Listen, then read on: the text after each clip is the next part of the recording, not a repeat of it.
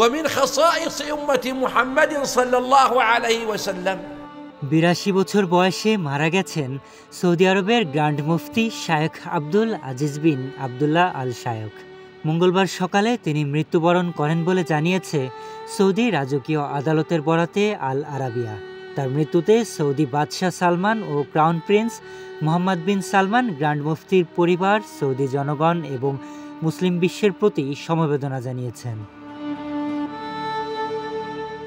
রাজপরিবার জানিয়েছে grand মুফতির ইন্তেকালে Saudi আরব এবং মুসলিম বিশ্ব একজন বিশিষ্ট পণ্ডিতকে হারালো, যিনি ইসলাম এবং মুসলমানদের সেবায় গুরুত্বপূর্ণ অবদান রেখেছিলেন।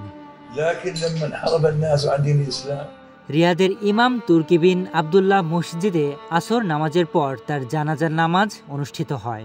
এছাড়া মসজিদে হারাম ও মসজিদে নববী সহ দেশটির সকল মসজিদে তার গায়েবানা জানাজা অনুষ্ঠিত হবে। এ মর্মে বাদশাহ নিজেই নির্দেশ জারি করেছেন। আল শায়েখ 1943 সালের 30 নভেম্বর মক্কায় জন্মগ্রহণ করেন। শৈশবে বাবাকে হারিয়ে তিনি এতিম হয়ে পড়েন এবং সংগ্রামের মধ্য দিয়ে বড় হন। অল্প বয়সে মুখস্থ করেন কুরআন এবং পরে শরিয়া বিষয়ে উচ্চশিক্ষা অর্জন করেন। لا ينقص ذلك شيء إلى يوم القيامة। 20-এর কোঠায় দৃষ্টিশক্তি হারালেও তিনি শিক্ষাজীবন চালিয়ে যান এবং ইসলামী ফিকহ ও শরিয়া বিষয়ে গভীর গবেষণার জন্য পরিচিতি লাভ করেন। জীবদ্দশায় তিনি সৌদি আরবের বিভিন্ন বিশ্ববিদ্যালয়ের একাডেমিক কাউন্সিলের সদস্য ছিলেন এবং রিয়াদের ইমাম তুর্কি বিন আবদুল্লাহ মসজিদ ও নিমরা মসজিদে খতিব ও ইমাম হিসেবে দায়িত্ব পালন করেছেন।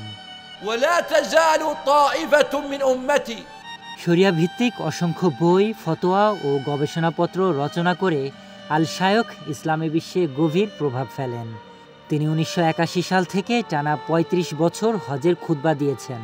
তবে সৌদি আরবের এই গ্র্যান্ড মুফতি বার্ধক্যজনিত কারণে 2016 সালে অবসরে যান। وأشهد أن محمدًا عبده ورسوله। Sharif Rahat, hello Bangla news. ولا من خالفهم حتى يأتي أمر الله।